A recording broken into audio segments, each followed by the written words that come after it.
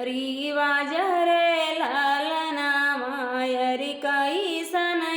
रीतिया रिवाज रे लालना माँ मैया के कोखिया में दुई गो लालनवा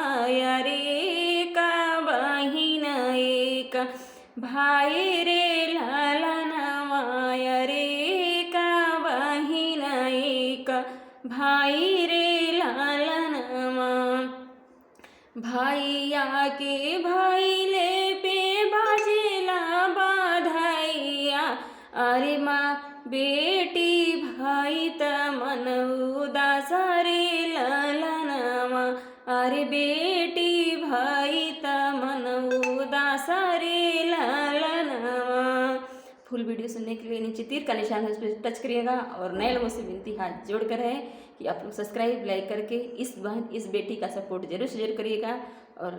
आगे बढ़ाइएगा, शेयर भी करिएगा प्लीज़।